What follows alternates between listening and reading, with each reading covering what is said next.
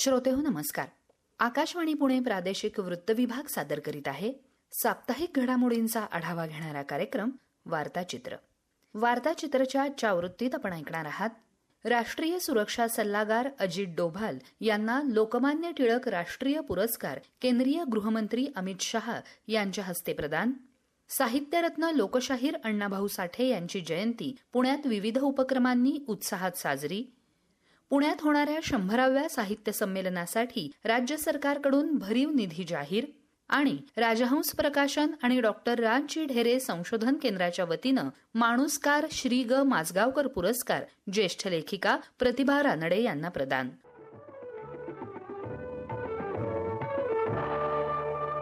लोकमान्य टिळक यांच्या 106व्या पुण्यतिथीनिमित्त लोकमान्य टिळक स्मारक ट्रस्टच्या वतीनं दिला जाणारा लोकमान्य टिळक राष्ट्रीय पुरस्कार देशाचे राष्ट्रीय सुरक्षा सल्लागार अजित डोभाल यांना केंद्रीय गृहमंत्री अमित शहा यांच्या हस्ते पुण्यात नुकताच प्रदान करण्यात आला. मुख्यमंत्री देवेंद्र फडणवीस, उपमुख्यमंत्री एकनाथ शिंदे, उपमुख्यमंत्री सुनेत्रा पवार, केंद्रीय राज्यमंत्री मुरलीधर मोहोळ, उच्च आणि तंत्रशिक्षण मंत्री चंद्रकांत पाटील आदी यावेळी उपस्थित होते. लोकमान्य टिळकांनी केसरी आणि मराठा या वृत्तपत्रांद्वारे निर्भीड पत्रकारितेचा आदर्श निर्माण केला, तर राष्ट्रीय शिक्षणाच्या माध्यमातून देशभक्त नागरिक घडवण्याचं ऐतिहासिक कार्य केलं, असे गौरवोद्गार अमित शहा यांनी यावेळी बोलताना काढले. तसंच देशाच्या अंतर्गत आणि बाह्य सुरक्षेला बळकटी देण्यासह गुप्तचर यंत्रणेत अनेक आव्हानात्मक मोहिमा यशस्वीपणे पूर्ण करत डोभाल यांनी राष्ट्रसेवेचा आदर्श निर्माण केला आहे, अशा शब्दात अजित डोभाल यांच्या कार्याचा शहा यांनी गौरव केला. ते म्हणाले, कोई व्यक्ति जब समाज के किसी भी क्षेत्र में बहुत बड़ा काम करता है तब वो व्यक्ति नहीं रह जाता. और मैं मानता हूं कि आज तिलक पुरस्कार जो अजित डोभाल जी को मिला है, इस देश के लिए जीने वाले, इस देश के लिए काम करने वाले हर सेक्टर के नागरिकों के लिए ये बहुत बड़ा प्रेरणा का स्थान बनेगा. लोकमान्य टिळक राष्ट्रीय पुरस्कारासाठी अजित डोभाल यांची झालेली निवड ही राष्ट्रसेवा, राष्ट्रवाद आणि समर्पणाचा गौरव आहे, असे गौरवोद्गार मुख्यमंत्री देवेंद्र फडणवीस यांनी काढले. ते म्हणाले, विशेष आनंद हा आहे की एका धुरंधराला पुरस्कार देण्याकरता दुसरे धुरंधर या ठिकाणी आलेले आहेत. खरं तर मी असं देखील म्हणू शकतो की राष्ट्रीय सुरक्षेच्या क्षेत्रात ज्यांना चाणक्य म्हणून ओळखलं जातं त्यांना पुरस्कार देण्याकरता राजकीय क्षेत्रातले चाणक्य आज या ठिकाणी आलेले आहेत. त्यामुळे तसा हा अतिशय दुग्ध शर्करा योग आहे. आपल्या सर्वांना माहिती आहे की अजित डोभालजींनी ज्या प्रकारे पहिल्यांदा पोलीस सेवा आणि त्यानंतर आयबीच्या माध्यमातून, रॉच्या माध्यमातून त्यांनी केलेलं कार्य आणि विशेषतः 2014 पासून या देशामध्ये माननीय प्रधानमंत्री नरेंद्र मोदीजी यांनी त्यांना आपले राष्ट्रीय सुरक्षा सल्लागार केल्यानंतर देशाच्या सुरक्षिततेचं जे डॉक्ट्रिन होतं हे पूर्णपणे बदलण्याचं काम त्यांनी केलं. उपमुख्यमंत्री एकनाथ शिंदे यांनीही आपल्या भाषणात डोभाल यांच्या कार्याचा गौरव केला. लोकमान्य टिळकांनी दिलेला स्वराज्याचा विचार आज राष्ट्रीय सुरक्षेच्या बळकटीत अधिक प्रभावीपणे प्रतिबिंबित होत असल्याचं त्यांनी सांगितलं. उपमुख्यमंत्री सुनेत्रा अजित पवार यांनी आपल्या भाषणात लोकमान्य टिळक राष्ट्रीय पुरस्काराची गौरवशाली परंपरा अधोरेखित केली. पुरस्कार स्वीकारल्यानंतर राष्ट्रीय सुरक्षा सल्लागार अजित डोभाल यांनी लोकमान्य टिळकांचं राष्ट्रवाद, स्वातंत्र्य, समाज जागृती आणि विचार प्रबोधनाचं कार्य आजही तितकंच प्रेरणादायी असल्याचं सांगितलं. पुण्यातील वास्तव्याच्या आपल्या आठवणींनाही डोभाल यांनी यावेळी उजाळा दिला. ते म्हणाले, लोकमान्य तिलक जी के जीवन को समझना, उनकी गहराइयों को देखना, उसके लिए उस समय के काल, उस समय के मजबूरियां, दयनीयता को शायद हम लोग उसकी कल्पना नहीं कर पाते. विशेषकर जो हमारा युवा वर्ग है वो सोचता है शायद जिसे हम स्वतंत्रता कहते हैं, शायद उनको लगता है कि स्वतंत्रता केवल वह करने की जो आपकी इच्छा है. स्वतंत्रता ये नहीं थी. हमारे युवाओं को ये सोचने की आवश्यकता है कि जिस मार्ग पर जो भारत की उनकी परिकल्पना थी वो क्या थी और क्या भाव था राष्ट्र निर्माण का.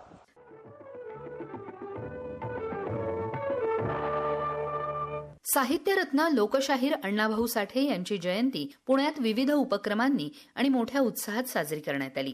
केंद्रीय गृहमंत्री अमित शहा आणि मुख्यमंत्री देवेंद्र फडणवीस यांनी सारसबागेजवळच्या अण्णाभाऊ साठे यांच्या पुतळ्याला पुष्पहार अर्पण करून अभिवादन केलं.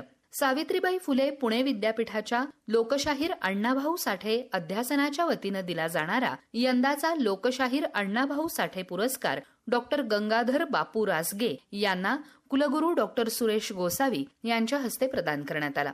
लोकमान्य टिळक अध्यासन आणि लोकशाहीर अण्णाभाऊ साठे अध्यासन यांनी संयुक्तपणे आयोजित केलेल्या या कार्यक्रमात अभय टिळक यांचं लोकमान्य, लोकशाहीर आणि कामगार विश्व या विषयावर भाषण झालं. पिंपरी चिंचवड महापालिकेच्या वतीनं साहित्यरत्न लोकशाहीर अण्णाभाऊ साठे विचार प्रबोधन पर्व या कार्यक्रमाचा मोठ्या उत्साहात शुभारंभ करण्यात आला. लोकशाहीर अण्णाभाऊ साठे यांच्या समता, सामाजिक न्याय, श्रमप्रतिष्ठा आणि परिवर्तनवादी विचारांचा वारसा समाजापर्यंत, विशेषतः युवा पिढीपर्यंत पोहोचवण्याच्या उद्देशानं आयोजित केलेल्या या महोत्सवाचं उद्घाटन उपमहापौर शर्मिला बाबर आणि आयुक्त डॉक्टर विजय सूर्यवंशी यांच्या हस्ते करण्यात आलं. 1 ते 7 ऑगस्ट 2026 या कालावधीत भक्ती शक्ती चौक निगडी इथं आयोजित या महोत्सवात सामाजिक प्रबोधनपर व्याख्यानं, वैचारिक परिसंवाद, साहित्यिक कार्यक्रम, कवी संमेलनं, लोककला सादरीकरण, संगीत मैफिली, सांस्कृतिक कार्यक्रम तसंच विविध जनजागृतीपर उपक्रमांचं आयोजन करण्यात आलं आहे.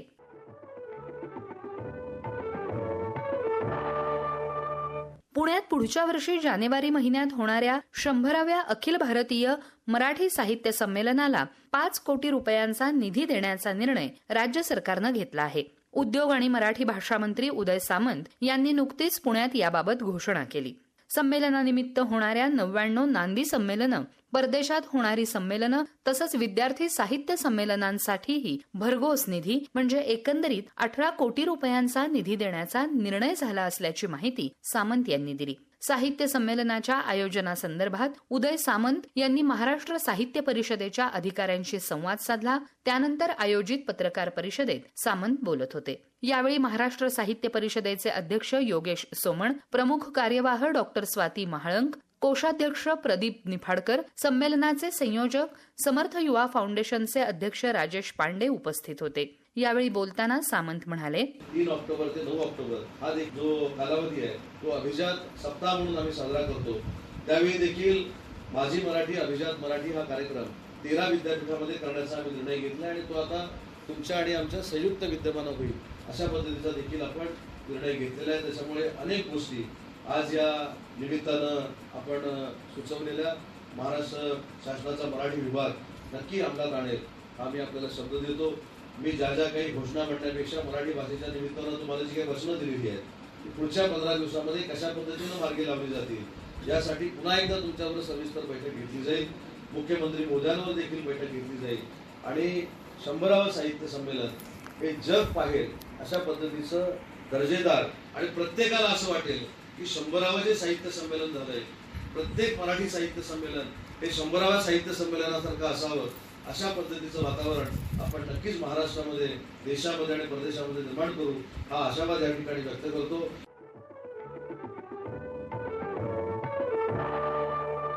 राजहंस प्रकाशन आणि डॉक्टर रा ची ढेरे सांस्कृतिक संशोधन केंद्र यांनी संयुक्तपणे ज्येष्ठ लेखिका प्रतिभा रानडे यांना माणूसकार श्री ग माजगावकर पुरस्कार देऊन नुकतंच सन्मानित करण्यात आलं. राजहंस प्रकाशनचे दिलीप माजगावकर आणि डॉक्टर रा ची ढेरे संस्कृती संशोधन केंद्राच्या अध्यक्षा ज्येष्ठ लेखिका अरुणा ढेरे यांच्या हस्ते हा पुरस्कार प्रदान करण्यात आला. लेखकाला आणि वाचकाला देखील राजकीय, सामाजिक, सांस्कृतिक, धार्मिक आणि आर्थिक वास्तवाची पूर्ण जाण असायला हवी.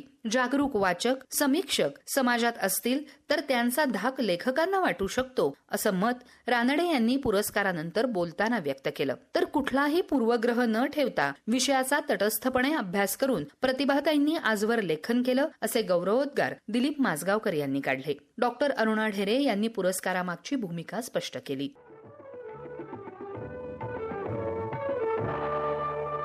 महाराष्ट्र साहित्य परिषद यांच्या वतीनं गेल्या आठवड्यात साहित्याचे विविध पुरस्कार प्रदान करण्यात आले. यामध्ये इतिहास विषयक ग्रंथासाठीचा कै द वा पोद्दार स्मृती पुरस्कार प्रसाद पाठक यांच्या सांस्कृतिक पुनर्जागरणाचे ऊर्ध्वयू कन्हैयालाल मुंशी या ग्रंथाला देण्यात आला. तसंच समीक्षात्मक ग्रंथांसाठीचा रा श्री जोग स्मृती पुरस्कार राजीव लोखंडे यांच्या ग्लोबल साहित्य सफर या ग्रंथाला, तर ग्रंथाच्या प्रकाशनासाठीचा पुरस्कार ग्रंथाली प्रकाशन संस्थेचे सुदेश हिंगलाजपूरकर यांना देण्यात आला. हे पुरस्कार वितरण SNDTच्या माजी प्राचार्य डॉक्टर मुक्तजा मटकरी यांच्या हस्ते करण्यात आलं. यावेळी महाराष्ट्र साहित्य परिषदेचे अध्यक्ष योगेश सोमण, प्रमुख कार्यवाह डॉक्टर स्वाती महाळंक आदी मान्यवर उपस्थित होते. यावेळी पुरस्काराला उत्तर देताना प्रसाद फाटक म्हणाले की हा पुरस्कार मला मिळतो यापेक्षा ह्या निमित्ताने दवा पोद्दार आणि कन्हैयालाल मुंशी हे पुन्हा एकदा एका दमात ही नावं घेतली जात आहेत, त्याचा मला फार आनंद होतोय. कारण ह्या दोन व्यक्तिमत्वांचं जे काही कार्य आहे ते एकमेकांशी खूप पूरक आहे. सगळ्यात विशेष गोष्ट ही आहे, हे दोघेही साहित्यप्रेमी, साहित्यिक आणि इतिहासकार होते. हे सगळ्यात मोठा त्या दोघांमधला एक समान धागा आहे.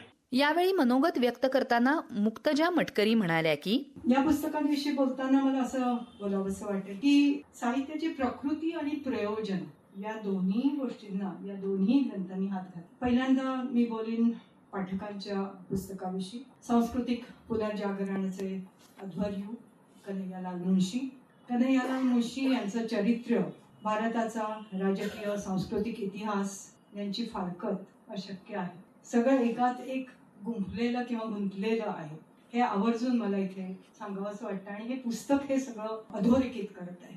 पाठकांचं लेखन हे जीवनानुभवातील वास्तव सत्य तर समोर आणतच, पण त्याही पलीकडे जाऊन संशोधनाच्या पायावर उभी राहिलेली अशी एक कलाकृतीच बनवली आहे पाठकांनी. आता श्रीखंडे सरांच्या पुस्तकाविषयी मला बोलायला आवडेल. ग्लोबल साहित्य सफर.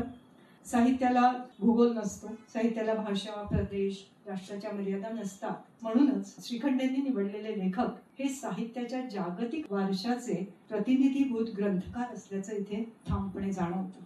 पुस्तकाचा आकृतीबंध हा पुष्कळ पर्याप्त आणि सर्वस्पर्शी मला जाणवला. ग्लोबल साहित्य सफर या ग्रंथाची समीक्षा करताना डॉक्टर आशुतोष जावडेकर म्हणाले की या पुस्तकामध्ये अनेक लेख आहेत आणि प्रत्येक लेखाचं स्वरूप जे आहे ते साधारण सारखं आहे. पहिल्यांदा लेखक परिचय दिलाय राजीव सरांनी, त्याच्यानंतर कथेचं सगळं काय स्वरूप आहे किंवा कादंबरीचा काय विषय आहे हा एक गोषवारा त्यांनी चांगला दिलाय आणि त्यानंतर मग त्यांची जी स्वतःची आस्वादाची जी स्थळं आहेत ती त्यांनी दिली. तर मला हा क्रम फार महत्वाचा वाटतो, कारण नाहीतर असं होतं की लादलं जातं डायरेक्ट आणि वाचकाला हे सगळं माहीतच असायला पाहिजे असं कुठेतरी एक अभिप्रेत असतं आणि वाचकाला ते सगळं माहीत नसतं. त्याच्यामुळे आता अगदी इंग्रजी साहित्याचा रोज अभ्यास करणाऱ्याही अनेक लेखकांना यात नवीन लेखक सापडतात, हे मी नक्की सांगतो. त्यांची निवड नेहमीसारखी नाहीये.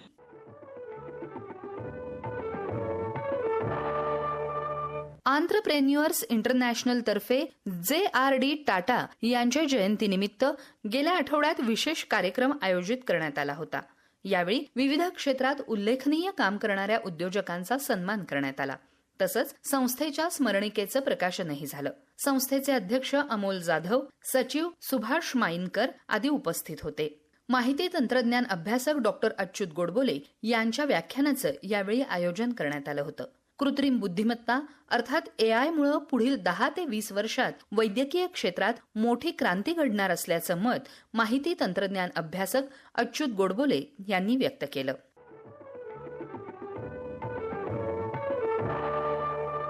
तर श्रोते हो, हे होतं आजचं वार्ताचित्र. संपादन माधवी कुलकर्णी, संकलन सीमा चोरडिया आणि डॉक्टर स्वाती महाळंक, तंत्रसहाय्य आणि निवेदन पूजा दीक्षित. हा कार्यक्रम आकाशवाणी पुणे केंद्राच्या प्रादेशिक वृत्त विभागानं सादर केला.